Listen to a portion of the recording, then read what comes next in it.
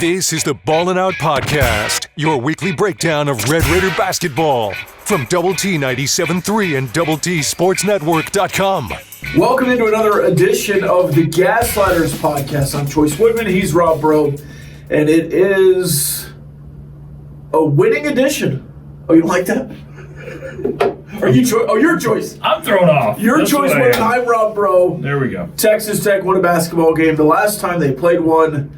Identity theft is not a joke, Rob. As the Red Raiders beat Kansas State.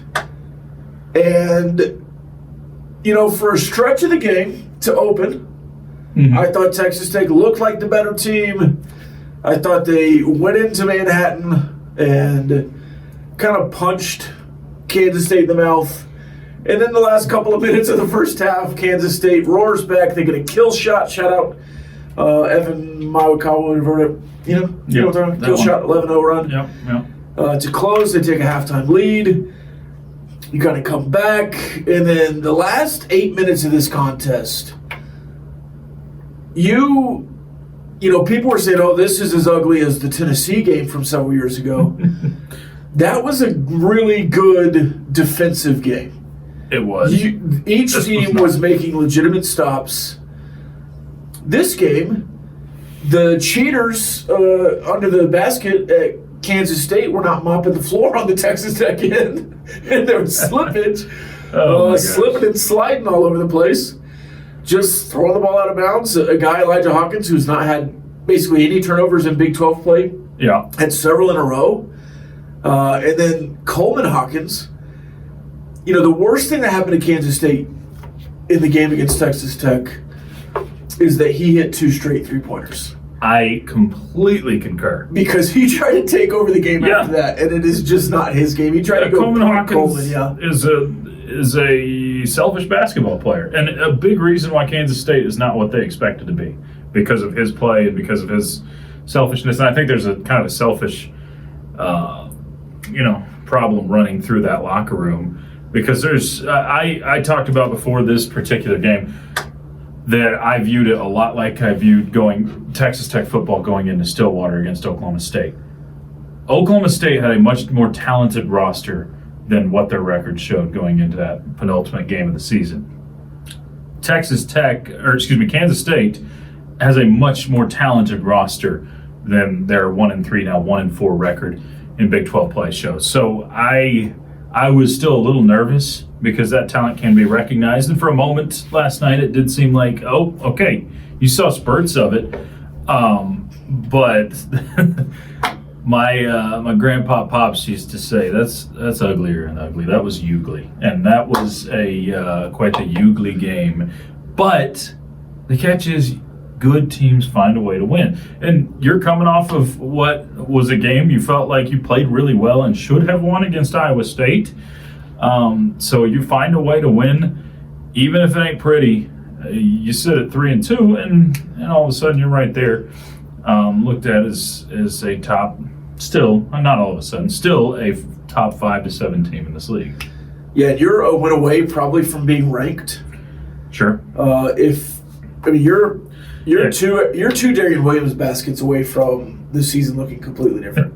Yeah. Because if that basket goes in against St. Joe's, if the basket goes in against Iowa State, not only do you have another quad 1 opponent in Texas on the schedule, win or lose, you also have some other opportunities in that respect. Those shots did not go in, so you are where you are. But 3-0 on the road, I think the home schedule takes care of itself. It's just my opinion.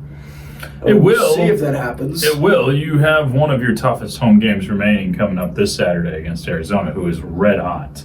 And that's one that if you find a way to win that one, and I think Texas Tech can, but if you find a way to win it, then you start to really feel good about this basketball team. I heard coming out of the Iowa State game, there's a lot of bubble talk surrounding Texas Tech, and I get the resume of where it was. The resume is going to take care of itself, like you mentioned with the home schedule, but this isn't a bubble team in the NCAA tournament. You can use the eye test and see this isn't a bubble team. This is a top 5-ish team in the Big 12, which means you're a 5 to 6 seed or better in the NCAA tournament. So, I mean, Joe Lunardi or whomever can put Texas Tech on the bubble right now, but if you play to your standard, play to your potential, then Texas Tech's got nothing to worry about on that front. JT Toppin, kind of an up and down Big 12 schedule so far. Coming back from injury, was injured again against Iowa State. Didn't look completely.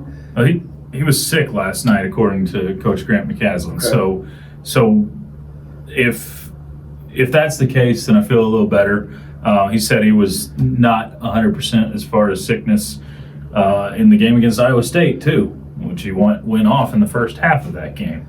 So maybe once you're able to rid the bug out of the locker room, that helps a few things out as well. That explains a little more in the Iowa State game because he was really hot and you took him out early. Yeah. So minutes restriction makes sense there. Yeah. Darian Williams finishes with 16. Elijah Hawkins finishes with 14. He also had 9 assists, I think 6 or 7 in the first half. Man. Is this team better when Elijah Hawkins shoots more shots? Because I think you could argue that he needs to have a bigger hand in the offense. Certainly in the 2 games in Utah, of course, he was making 1 million threes in those games. But I think he needs to find more of those floaters. I think that opens up his assist game. Exactly. If he's a threat to score. Yeah, I think that's exactly right, Rob. If Elijah Hawkins is a threat, if he's having to pull defenders out on him at the 3-point line, then it opens up the lob game. If he pulls defenders on him in the paint, then he's able to dish it out either to the perimeter or across the block or wherever. And yeah, I think that's been the biggest difference in the last 4 or 5 games in Big 12 play for him, is that he's become more of a scoring threat. And remember, he missed the first few games of the year. You're still meshing a point guard with the rest of the team, so there's explanations for why he started a little bit slow. But if you get this version of Elijah Hawkins, and he had 3 turnovers, it felt like more, but he had 3 turnovers against Kansas State. Very close proximity. Yeah, and I guess why it felt like more is because he had 1 turnover in the last 2 games compared to what was it, 18 assists or something? I mean, he hit 2 total in Big 12 play, so 3 was a lot for him, but still a 3-to-1 turnover ratio for the game is where you want your point guard. So Elijah Hawkins, he's the one, in my opinion, that has elevated Texas Tech from a good offense to a great offense in the last few games. Hard to say great offense after a 61-point effort, but overall, Texas Tech has had a really good offense in Big 12 play. And it's nice to know you can win a grinder. It is nice. Because you haven't really done that this year. No. All right, that was the top of mind. Obviously, we also had the Iowa State game since the last time this podcast was recorded. We've both talked about it for a couple hours here on the radio, but let's just fast forward to the end of that game. In the final minute of regulation, after leading most of the contest, losing the lead and fighting back to get the lead, Grant McCaslin took 2 timeouts in the final 2 possessions. Yep. Defensive possessions. Yep. Some said it looked like it set up Iowa State to be in a better position. He did it again in overtime. Thoughts on that philosophy? Because the last 2 head coaches you've had, it's all about the players, right? It's the players that make you coach them outside of the end of game, and then there were times where Chris Beard didn't take timeouts when I wanted. Did he ever? So I think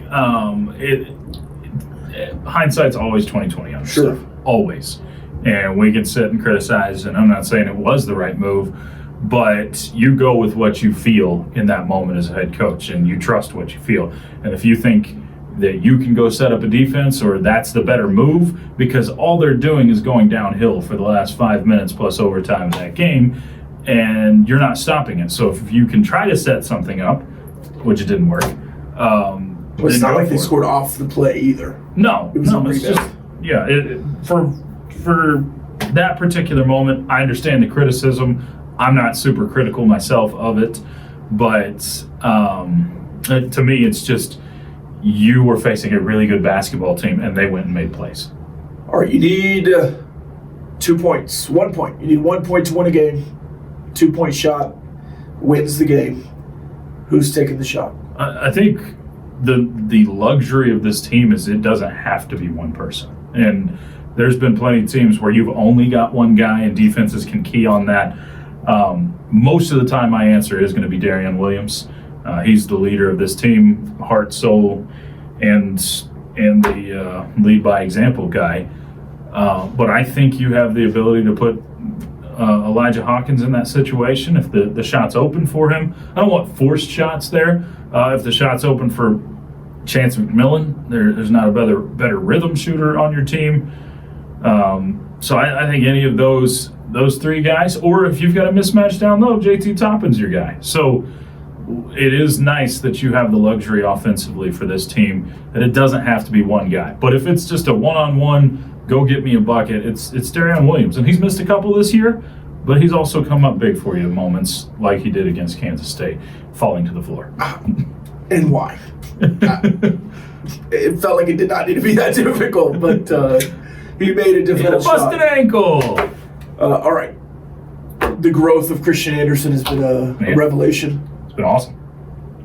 Quick thoughts on him, and then we'll kind of look ahead to Arizona in the next game. My first thoughts are, why have you not put the side-by-side of Christian Anderson and Calvin Cambridge out there on the internet just yet? Because I'm not sure we don't have something going on. Okay. They look. You found some old tennis shoes? I'm not sure. I mean, they look so much alike.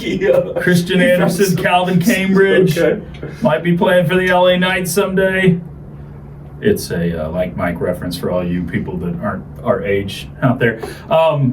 It's been great to see that, and Christian Anderson has been the surprise of the season for fans, but also for the coaches. We've heard them say multiple times that he comes into camp in the summer and like, oh, this guy can help us. Like he's recruited not expecting to be playing a bunch this year, and they find out firsthand, oh, we're going to have to play this guy a bunch this year, and he's only forced his way onto the court more and more because he plays free, and I love that about him. There's some times you still see a freshman mistake or two. I think you see some more mistakes on defense from him probably than most on your team, but because of the energy and the shot-making ability and just pure athleticism, he's a guy that is absolutely a major benefit for your team. All right, yesterday you and I did the end of the bench together. That was a Tuesday morning, January 14th, 2025. Yes. And I said Texas Tech would win 5 straight games. It is noted. So here we are. You still feel like it? Here we are on January 15th. Okay. 2025. And I'm doubling down. Even with Arizona in Big 12 After Dark last night. Who's 5-0 in Big 12 play now. Beating Baylor 81-71. I think they're a much different team home road. Mm-hmm. Now, they've won all their games in Big 12 play. 2 on the road already, yeah. And you've not won at home yet. Yep. The students are back. That'd be nice. Now, I think this is probably the toughest in the stretch. Agreed. So if you get through this one, I really do feel good about it. But Arizona, Cincinnati, the next 2. That is Saturday, Tuesday coming up if you're listening. What was that? The 18th and the 21st of January.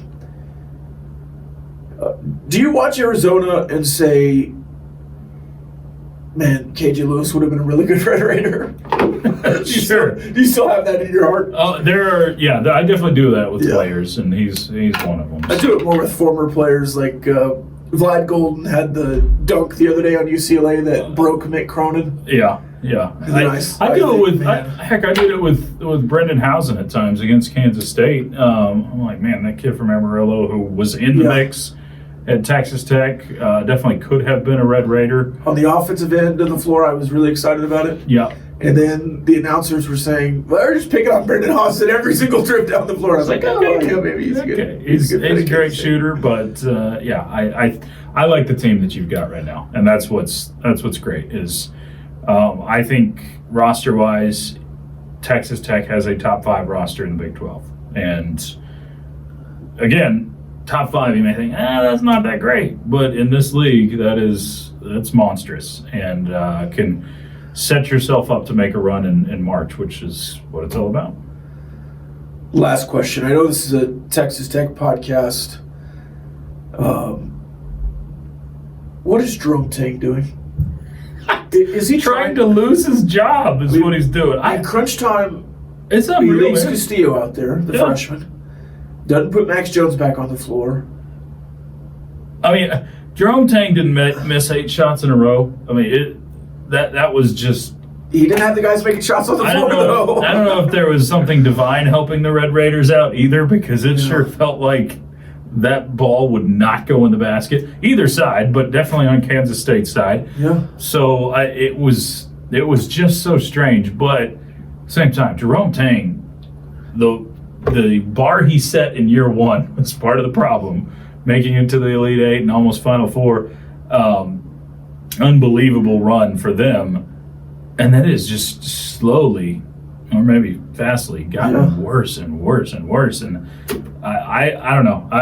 At this point, the way this season has gone, it's similar pressure. Jerome Tang has similar pressure to what Joey McGuire will have in football this year, because the donors at K-State went and spent a lot of money on a basketball team this year, and they have done the equivalent to Joey McGuire missing a bowl game next year. That's what it looks like at this moment. For the second straight year, they went to the NIT last year. Yeah, so if they don't make the NCAA tournament, and it would take a major turnaround, I would be pretty surprised if Jerome Tang has a job next year in Manhattan. And he'll be out building orphanages with his wife. That's what it sounds like. Good for him, though. All right, that's the Gaslighters. Again, coming up, Arizona at home, Cincinnati on the road. It's a difficult stretch, but in the context of the Big 12, it's not the most difficult stretch that you'll face. Yep. Love having Arizona at home first. All right. And one of us is Choice Woodman, one of us is Rob Bro. Allegedly. Clint Scott also involved in the production. Probably not. Shout out to Josh Foppel. If you're watching on YouTube, smash that like button, hammer that subscribe button. Go watch the Lady Raider Report for the Lady Raiders. Watch Talking Baseball with Jamie Lint and Choice Woodman as well. And any other content here on this fine YouTube channel.